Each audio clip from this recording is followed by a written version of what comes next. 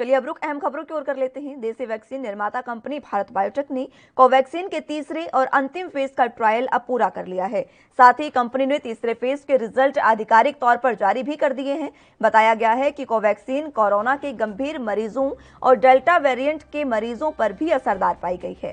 Bharat biotech ने तीसरे phase के रिजल्ट के आधार पर बताया कि कोरोना के खिलाफ कोवैक्सीन ओवरऑल 77.8% प्रभावी बताई गई है। वहीं दुनिया भर में दहशत फैला रहे खतरनाक डेल्टा प्लस वेरिएंट के खिलाफ ये वैक्सीन 65.2% असरदार पाई गई है, जबकि गंभीर संक्रमण से बचने के लिए कोवैक्सीन 93.4% प्रभावी बताई गई है। इसी के साथ कोरोना मरीजों पर यह 63.6% कारगर साबित हुई है। कोवैक्सीन के तीसरे फेज के ट्रायल से पता चला है कि इसकी ओवरऑल एफिकेसी 77.8% पाई गई है, जबकि कोरोना वायरस के गंभीर संक्रमण पर इसकी ओवरऑल एफिकेसी 93.4% पाई गई है। बताया गया है कि कोवैक्सीन 66 साल से ऊपर वाले लोगों पर 67.8 और 60 साल से कम के लोगों पर 69.4% प्रभावी पाई गई है। हालांकि तीसरे चरण के ट्रायल के दौरान करीब 90 वॉलंटियर्स में गंभीर साइड इफेक्ट्स भी देखने को मिले।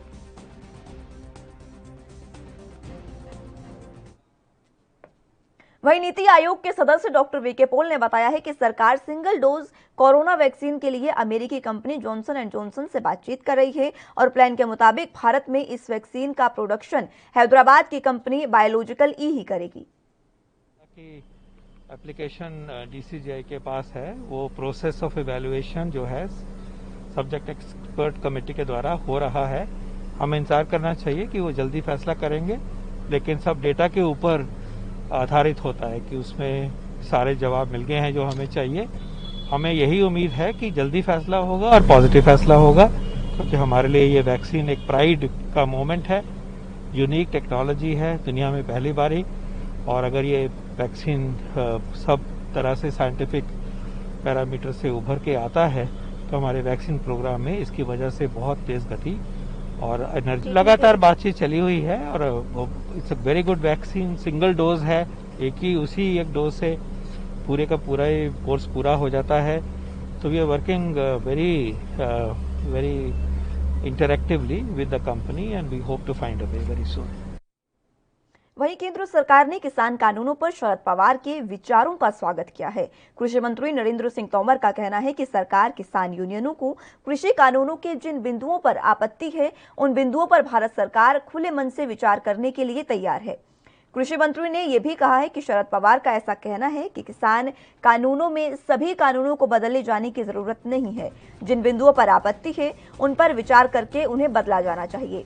अब महाराष्ट्र सरकार में मंत्री और एनसीपी नेता नवाब मलिक ने आरोप लगाए हैं कि केंद्र सरकार शरद पवार के एक बयान को लेकर लोगों में भ्रम फैलाना चाह रही है। नवाब मलिक का कहना है कि शरद पवार ने तो केंद्र के किसान कानूनों की बात ही नहीं की है, वो महाराष्ट्र के किसान कानूनों की बात कर रहे थे। के बयान को लेकर केंद्र की सरकार भ्रम पैदा करने का काम कर रही है। किसानों के कुछ संगठन महाराष्ट्र के मामले को लेकर मिले थे, कुछ कानून नए बनाने के बारे में चर्चा हो रही थी। उसको लेके पवार साहब ने कहा कि कुछ संशोधन हो, ढंग से कानून बने। उन्होंने केंद्रीय कानूनों के बारे में नहीं कहा। तोमर जी स्वागत कर रहे हैं या कुछ लोग अलग ढंग से खबर चला रहे हैं, हमें लगता है ये बातें गलत है। पवार साहब जी ने चलिए अब रुख खबरों की ओर कर लेते हैं। आरजेडी नेता रामबली सिंह ने कई मुद्दों पर अपनी प्रतिक्रिया दी है। इस दौरान उन्होंने सरकार को भी जमकर घेरा है। क्या कुछ कहा है, सुनाते हैं आपको। जो कदम है देर सवेर ही लेकिन सही हुआ कि केंद्रीय पूर्व कृषि मंत्री आदरणीय शरद पवार जी के द्वारा ये जो पहल हुई है, जो डेडलॉक था किसानों और सरकार के बीच में, उस डेडलॉक को अगर तोड़ने का थोड़ा प्रयास इन्होंने किया है तो निश्चित रूप से यह स्वागत जो कदम है।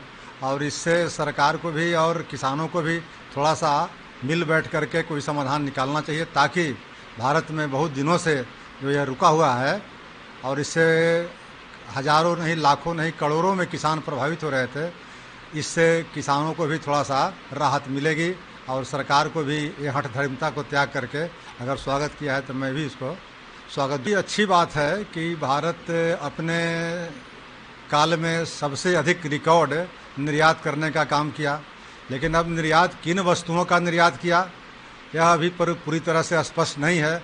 लेकिन फिर भी निर्यात से जो आमदनी हुई भारत सरकार को, रिकॉर्ड आमदनी हुई, उस आमदनी का प्रतिफल कम से कम भारत में रहने वाले जो आम लोग थे उनको फ़ायदा होना चाहिए था, लेकिन आप देखेंगे कि फ़ायदा नहीं हो रहा है उसका।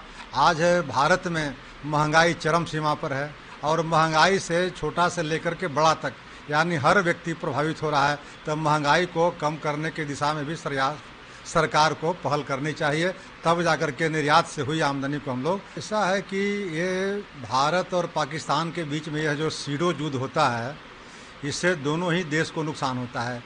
ये हो सकता है कि पाकिस्तान को ज़्यादा नुकसान हो, हिंदुस्तान के कम नुकसान हो, लेकिन इन छोटे छोटे मुद्दों पर, आतंकवादी घटनाओं पर यूएन को भी थोड़ा और मजबूत होने की ज़रूरत है, क्योंकि जो मध्यस्थता करता है वो मजबूत अगर मध्यस्थता करने वाला होता है तो निश्चित रूप से इसमें सफलता मिलती है। तो यूएन ने जिस तरह से पाकिस्तान को लथाड़ा है और पाकिस्तान की संलिप्तता उजागर हुई है, इसको तो थोड़ा सा कड़े शब्दों में इसकी निंदा करनी चाहिए, कुछ बैन करनी चाहिए, कुछ रोक लगाने की बात करनी चाहिए, ताकि आने वाला समय में इस तरह की घटनाएं न हो और भारत और पाकिस्तान के बीच में मधुर संबंध कायम हो।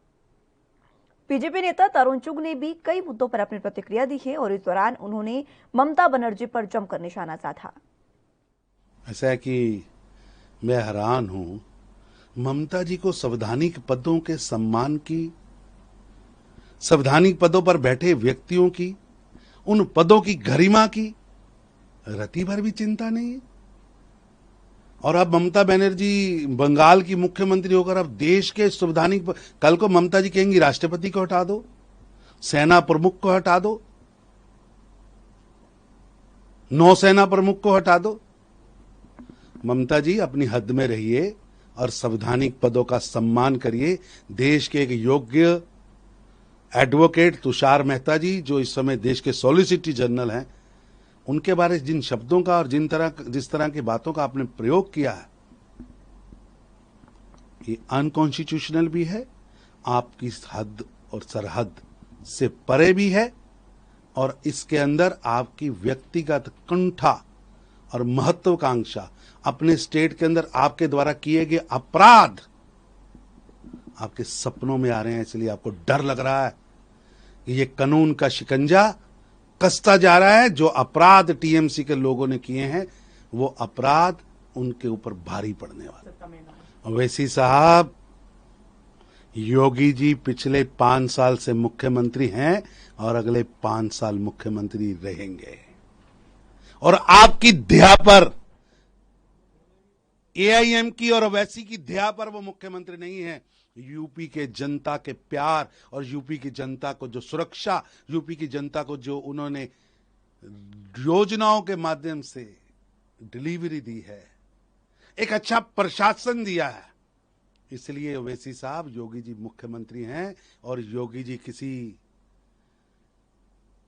जहर उगलने वाले सांप्रदायिक नेता के सर्टिफिकेट से मुख्यमंत्री न। बीजेपी नेता मुख्तार अब्बास नकवी ने विपक्ष को आड़े हाथों लेते हुए कई मुद्दों पर अपनी प्रतिक्रिया दी। उनका कहना है कि कांग्रेस लोगों में वैक्सीन को लेकर भ्रम और भय की स्थिति पैदा कर रही है। अच्छा, ये ओवैसी जो है वो हैदराबाद से आकर के उत्तर प्रदेश में योगी आदित्यनाथ जी को या किसी और को मुख्यमंत्री कब से बनाने लगे? अरे भैया, वो कांग्रेस पार्टी पे मेहरबानी करें, बीजेपी पे मेहरबानी की जरूरत नहीं है उनकी। बीजेपी, उत्तर प्रदेश की जनता जानती है कि किसको सरकार चाहिए और किसकी सरकार जो है वो इस तरह के अराजकता को खत्म कर सकती है। इसलिए इस तरह की जो फिजूल की बातें का कोई अर्थ नहीं है। एनएचआरसी की टीम वहां गई, जाने के बाद जिस तरह का अराजकता दिखाई पड़ी, जिस तरह का तांडव दिखाई पड़ा, सरकार के संरक्षण में दिखाई पड़ा, हाईकोर्ट के निर्णय और हाईकोर्ट के निर्देश के बावजूद भी उनको इस बात का प्रमाण है, इस बात का सबूत है कि पश्चिम बंगाल में अराजक तत्वों की सरकार चल रही है और सरकार ने पूरी मशीनरी को, अराजक तत्वों ने पूरी मशीनरी को हाईजैक कर रखा है। देखो, ये हवाई विरासत और जिस तरह से एक के बाद एक भय और भ्रम का माहौल पैदा करने की कोशिश करते रहे हैं ये, तो इसको यही कह सकते हैं कि जब तथ्यों की कंगाली होती है तो व्यक्ति जो है कुतर्कों का मवाली बन जाता है। और आज कांग्रेस के साथ यही स्थिति बन गई है। भय का माहौल पैदा करना, भ्रम का माहौल पैदा करना, भय भ्रम पैदा करके जो वैक्सीन है उस पर सियासी वैक्सीन चढ़ाने की कोशिश करना, ये एक पूरा लंबी एक श्रृंखला है। लेकिन एक बात उनको अगर इतना भी तथ्य नहीं मालूम, इतने भी ज्यादा अज्ञानी है वो, कि भारत में दुनिया का सबसे बड़ा वैक्सीनेशन कार्यक्रम चल रहा है। दुनिया का सबसे बड़ा वैक्सीनेशन कार्यक्रम का मतलब यह है कि आज एक नंबर पर भारत में वैक्सीनेशन की स्थिति है, अपने नागरिकों की वैक्सीनेशन हो रहा है। देश के लोग, समाज और सरकार मिल करके एक अभियान और एक आंदोलन की तरह इस वैक्सीनेशन के कार्यक्रम को कर रही है। और आप हैं कि आप जो है वो किस तरह से भय पैदा करो, भ्रम पैदा करो, आशंकाएं पैदा करो, अफवाहें फैलाओ, इसकी कोशिश कर रहे थे। इसीलिए जब तक कांग्रेस प्रवक्ता सुप्रिया श्रीनेत ने वैक्सीनेशन को लेकर मंत्रियों से सवाल किए हैं। इस दौरान उन्होंने कहा कि इसी सरकार में लाखों मजदूर नंगे पैर चिलचिलाती गर्मी में सड़कों पर चले थे। इसी के साथ और उन्होंने क्या कुछ कहा है, सुनाते हैं आपको। बहुत सारे ऐसे मंत्री हैं जिन्होंने संविधान की शपथ ली थी और ये कहा था कि वो पूरी कर्तव्य और निष्ठा से अपनी जिम्मेदारियों का निर्वाह करेंगे। वो ये भूल गए कि जिम्मेदारियां विभाग संभालने की थी, सिर्फ ट्रोल मंत्रालय संभालने की नहीं थी, उसको चलाने की नहीं थी। खैर, मेरे 4 सवाल हैं इन सब तथाकथित मंत्रियों से और ये कहना चाहती हूँ कि 140 करोड़ की आबादी में सिर्फ 6 करोड़ का कंप्लीट वैक्सीनेशन क्यों हुआ है? जो 87 लाख पर तालियां बज रही थी और थैंक यू मोदी जी कहा रहा था 21 जून को, वो 1 जुलाई को 38 लाख क्यों हो गया? ये तो अप्रैल के फिगर से भी नीचे है। मैं ये पूछना चाहती हूँ कि 18 से 44 वर्ष की आबादी जिसमें 62 करोड़ लोग आते हैं, उसमें सिर्फ 9.5 करोड़ को वैक्सीनेशन क्यों लगा है? मैं ये भी पूछना चाहती हूँ कि आज जो हमने बहुत तगड़े सवाल और कठिन सवाल उठाए हैं सरकार से भारत बायोटेक को लेकर, जो सिर्फ एक प्राइवेट संस्था नहीं है, उसने ICMR सरकारी संस्था के साथ मिलकर कोवैक्सीन बनाई थी और वो बहुत सारे आक्षेपों के घेरे में है, वो बहुत सारे शक के दायरे में है। ब्राजील। चलिए अगली खबर की ओर रुख करते हैं। ड्रोन की गतिविधियों और इस्लामाबाद में भारतीय हाई कमीशन में ड्रोन देखे जाने के मामले में विदेश मंत्रालय के बयान पर रक्षा विशेषज्ञ SP सिन्हा ने अपनी प्रतिक्रिया दी है, सुनिए। बिंदुओं पर टिप्पणी की है। पहला कि विश्व के देश को मिल जाना चाहिए पाकिस्तान को सबक सिखाने के लिए। दूसरा कि पाकिस्तान जो आतंकी हैं, जो मुंबई ब्लास्ट में इन्वॉल्व थे, उन पे हरकत करे, उनको करेक्ट सजा की कार्रवाई करे। पहला चीज बहुत अच्छा है, मुमकिन है कि विश्व के देश कंबाइन करें। मैं ये कहना चाहता हूं कि पाकिस्तान एक रोग स्टेट है, छोटी मोटी दवाई से काम चलेगा नहीं, एक बड़ा डोज देने की जरूरत है। डोज क्या है? यूनाइटेड नेशंस पाकिस्तान को टेररिस्ट स्टेट घोषित करे, आतंकिस्तान। दूसरा चीज है कि FATF का जो फंक्शनिंग का तरीका है, 3 देश उसको बचा रहा है, वो न बचा पाए, इसलिए FATF का फंक्शनिंग का तरीका बदलना पड़ेगा। रूल ऑफ मेजॉरिटी, जहां रूल ऑफ मेजॉरिटी हुआ पाकिस्तान ब्लैकलिस्ट में आ जाएगा, वो हमको करना चाहिए। तो हमको वहां पंच मारना है जहां उसका नाक से खून बहे और बेहतर है, वो करने की जरूरत है। हम यदि ये अनुमान लगाते हैं कि पाकिस्तान सुधर जाएगा, कुत्ते की पूंछ कभी नहीं सुधरती है, वो टेढ़ी की टेढ़ी रहेगी। 6 महीना के बाद पाइप निकालिए, टेढ़ी रहेगी। पाकिस्तान को पंच मारते रहना है ताकि वो बैकफुट पे रहे, डिफेंसिव मोड में रहे। उसको जहां थोड़ा सा गैप मिलता है, स्पेस मिलता है, वो ऑफेंसिव मोड में आ जाता है, ड्रोन इस्तेमाल करता है, इस तरह से हरकत शुरू कर देता है। पाकिस्तान का DNA कभी नहीं बदलेगा, ये रोग स्टेट है, इस धरती पे अभिशाप है। ये एक साइकोलॉजिकल वॉरफेयर का एक डायमेंशन है, मनोवैज्ञानिक वॉरफेयर, कि हिंदुस्तान पे दबाव डालो कि तुम्हारा एम्बेसी सुरक्षित नहीं है। ये मानसिक दबाव डालने की प्रतिक्रिया है। लेकिन पाकिस्तान आज पाकिस्तान की आदत खराब हुई है पिछली सरकारों के द्वारा, सॉफ्ट स्टेट, कि जब कुछ भी कर लो तो कुछ नहीं, हम निंदा करते हैं, वही कहानी खत्म हो जाती थी।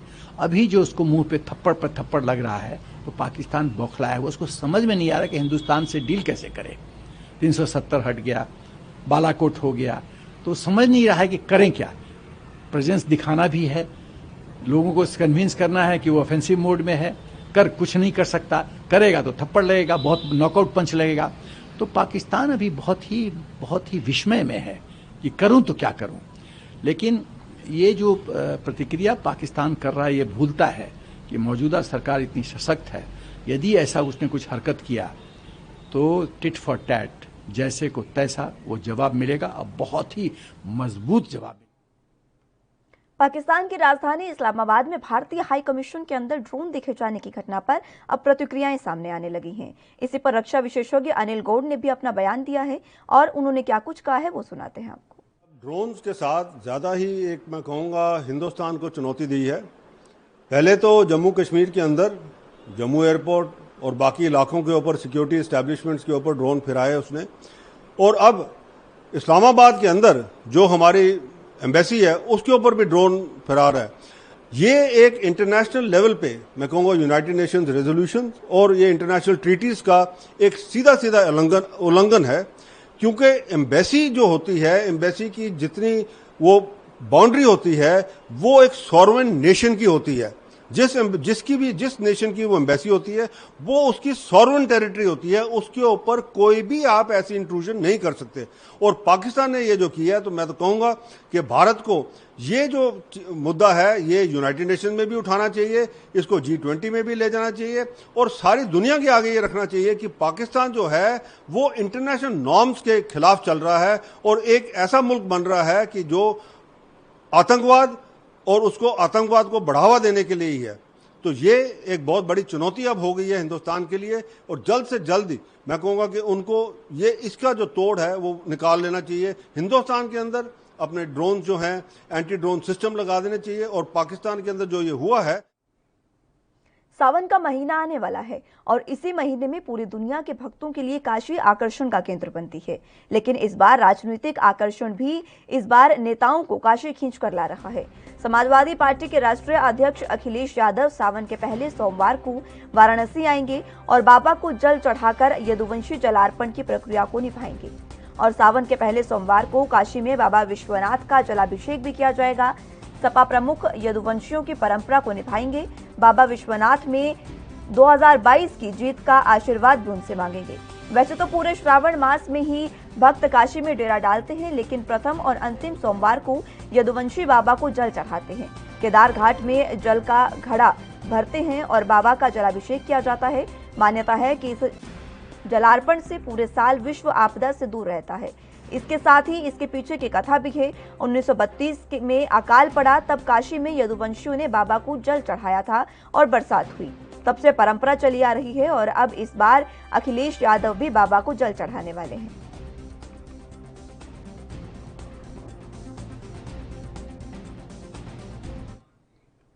देश की राजधानी दिल्ली में एक बार फिर से बड़ी खबर सामने आई है, जहां बुद्ध विहार इलाके में स्थित एक घर में अचानक भीषण आग लग गई। इससे आसपास के इलाके में सनसनी फैल गई।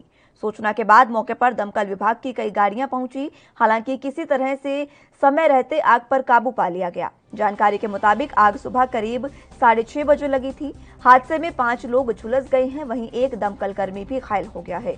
सभी घायलों को नजदीकी अस्पताल में भर्ती कराया गया। फोन द्वारा भी यहाँ पर एक घटना आग लगी हुई है। मैं तुरंत मौके पे पहुँचा, फायर ब्रिगेड को फ़ोन किया गया, मौके पर तत्काल पुलिस को बुलाया गया। हमने देखा कि काफ़ी लोग ऊपर से चिल्ला रहे थे। आग बहुत भयानक लगी हुई थी, धुआं बहुत ज़्यादा था। हमने बराबर से जाकर एक मकान पर जाकर एक सीढ़ी लगाई, लोगों द्वारा वहाँ से रेस्क्यू करवाया। इसमें कोई जान मान के किसी को हानि नहीं हुई। एक व्यक्ति सिर्फ घायल हुआ जिसका उपचार चल रहा है, वो भी उसको एक खाली बाजू जली है और कुछ घटना नहीं। एक दमकल कर्मी जो 3rd फ्लोर पे जीना लगा के उनको बचाने की कोशिश कर रहा था, उसका जीना फिसल गया, उसको फ्रैक्चर हुआ है, वो भी हॉस्पिटल में एडमिट। के धमाके शुरू हुए, हम घर से निकले, एकदम से घर से निकल देखा तो यहाँ पे आग लगी हुई थी। फिर हमने मतलब जो एक सिलेंडर भी मारा, उस सिलेंडर से आग नहीं बुझी। फिर हमने मतलब जो 6ठी मंजिल पे 6 आदमी फंसे हुए थे, हमने जीना लगा के उनको उतारा। मेरा बेटा और मेरे भतीजे, हम सारा परिवार लग गया था और हमारे वो भी आ गए थे, जो भाई साहब अभी बता रहे थे वो भी आ गए थे। उत्तर प्रदेश में इस समय कई जगहों पर बारिश शुरू हो चुकी है, लेकिन बावजूद इसके लोग गर्मी से बेहाल हैं। आगरा में गर्मी का प्रकोप इस कदर छाया हुआ है कि लोग अपने घरों से बाहर निकलने से भी बच रहे हैं। लोग केवल जरूरी काम होने पर ही घरों से निकल रहे हैं, जिसके कारण सड़कों पर सन्नाटा पसरा हुआ है। आपको बता दें कि प्रदेश के 10 से अधिक जिले ऐसे हैं जहां पर पारा 40 के पार पहुंच गया है, जिनमें सबसे अधिक 42.2 डिग्री तापमान आगरा का ही दर्ज किया गया। मौसम विभाग ने शुक्रवार को आगरा समेत फिरोजाबाद, इटावा, जालौन, हमीरपुर, महोबा, झांसी, ललितपुर जिलों में हीट वेव की चेतावनी देते हुए येलो अलर्ट भी जारी किया था। बहुत है और गर्मी में पानी की मात्रा ज्यादा लेनी चाहिए, कोल्ड ड्रिंक वगैरह लेनी चाहिए, नींबू पानी लेना चाहिए और घर में अधिक से अधिक रहा जाए। बहुत अति आवश्यक कार्य हो तभी घर से बाहर निकला जाए, छांव में रहा जाए, क्योंकि धूप में जलन महसूस हो रही है, स्किन जल रही है। तो मेरा तो मानना यह है कि आदमी घर से कम निकले, घर पे ज्यादा रहे और पानी पीता रहे। बहुत गर्मी बढ़ रही है, 42-43 डिग्री टेम्परेचर है। गर्मी के मारे मरे जा रहे हैं। इतना गर्मी, बाहर निकलने पे जलन, मतलब पूरी स्किन जली जा रही है। जब बहुत ज्यादा जरूरी काम होता है हम तो तभी गर्मी से बाहर, मतलब घर से बाहर निकल रहे हैं। इतनी ज्यादा गर्मी है कि कोई राहत का मतलब नामो निशान नहीं है। जब तक बारिश नहीं होगी तब तक राहत मिलने की कोई उम्मीद नहीं है। और मतलब आप ये मान के चलो कि गर्मी में जितना कम से कम होकर उतना घर से निकल रहे हैं और जितना प्रोटेक्शन हो सकता है गर्मी के लिए, स्वाफी, गमछा लेके, ठंडा पानी पी के पूरा प्रोटेक्शन लेके चलते। तो भीषण गर्मी लगातार पड़ रही है, जिसकी वजह से लगातार लोग बेहाल हो रहे हैं। आपने स्थानीय निवासियों को भी सुना, उनका कहना है कि किस तरीके से धूप में जलन महसूस हो रही है और इसी के साथ लू भी चल रही है। हालांकि लू का मौसम अप्रैल मई का होता है और अब जो मौसम चल रहा है जून और जुलाई, इस समय मानसून की दस्तक दी जाती है, लेकिन लू एक बार फिर से चलने लगी है। यानी कि कहीं ना कहीं जो प्राकृतिक आपदाएं हैं, प्राकृतिक जो तापमान है उसमें छेड़छाड़ हो रही है। उसके साथ जिस तरीके से लगातार वनों को काटा जा रहा है, उसके बाद गर्मी लगातार बढ़ती जा रही है। ग्लोबल वार्मिंग का खतरा भी इससे ज्यादा मंडराता जा रहा है। और इसी कड़ी में तापमान की अगर बात कर लें तो यूपी में आगरा का तापमान सबसे ज्यादा दर्ज किया गया है। सबसे अधिक तापमान आगरा में 42.2 डिग्री सेल्सियस दर्ज किया गया है। इसी के साथ आपको ये भी बता दें कि मौसम विभाग ने अभी शुक्रवार को ही अलर्ट जारी किया है, जिसमें फिरोजाबाद, इटावा, जालौन, हमीरपुर, महोबा, झांसी, ललितपुर जिलों में हीट वेव की चेतावनी दी है और इसी के साथ आगरा में भी हीट वेव की चेतावनी देते हुए येलो अलर्ट मौसम विभाग ने जारी किया है। अब देखना होगा कि कब इंद्रदेव मेहरबान होंगे और मॉनसून दस्तक देगा, जिसके बाद लोगों को गर्मी से राहत मिलेगी। लेकिन फिलहाल की स्थिति में लोगों को गर्मी से राहत मिलती दिखाई नहीं दे रही है। भीषण गर्मी से लोग लगातार परेशान चल रहे हैं। यूपी में मेरठ पुलिस की रिश्वत लेने के मामले में बदनाम हुई छवि को सुधारने के लिए अब लगातार एसएसपी प्रभाकर चौधरी ने बड़ा कदम उठाया है। उन्होंने पुलिस महकमे से भ्रष्टाचार को खत्म करने के लिए हेल्पलाइन नंबर जारी किया है। इस नंबर पर साक्ष्य के साथ भ्रष्टाचार की शिकायत दर्ज कराई जा सकती है। वीडियो या ऑडियो हो तो शिकायत के साथ अपलोड उसे किया जा सकता है। शिकायत के बाद इस मामले में कार्रवाई भी की जाएगी। थाना प्रभारियों को निर्देश दिया गया कि इस व्हाट्सएप नंबर को हर थाने के मुख्य गेट पर लिखा जाए। कप्तान ने चार्ज लेते ही पुलिस से भ्रष्टाचार खत्म करने के संकेत दिए थे। कप्तान ने थानों में भ्रष्टाचार को खत्म करने के लिए एक व्हाट्सएप नंबर जारी किया है। इस नंबर पर जमीन संबंधित शिकायत मान्य नहीं होगी। पासपोर्ट सत्यापन, एफआईआर दर्ज करने, विवेचना में धारा घटाने और बढ़ाने या नाम निकलवाने और जोड़ने, चरित्र प्रमाण पत्र, शस्त्र लाइसेंस या अन्य किसी कार्य हेतु अगर पुलिसकर्मी अवैध धन की मांग करता है तब इस व्हाट्सएप नंबर पर शिकायत दर्ज कराई जा सकती है। शिकायतकर्ता का नाम और पता गोपनीय रखा जाएगा। बता दें कि नंबर जारी होते ही 3 शिकायतें दर्ज भी की जा चुकी हैं, जिनकी जांच कराई जा रही है।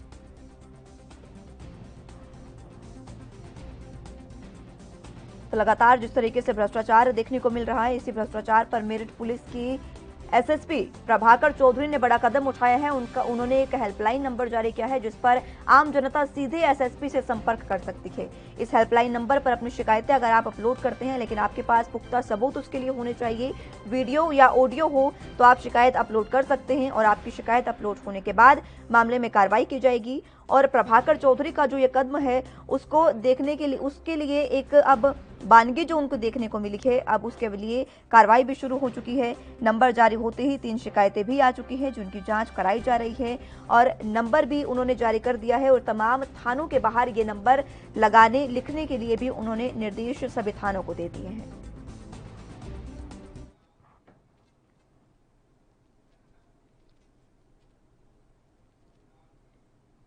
फिलहाल के लिए मेरे साथ इस बुलेटिन में बस इतना ही। आप जुड़े रहिए एनबी न्यूज के साथ। नमस्कार।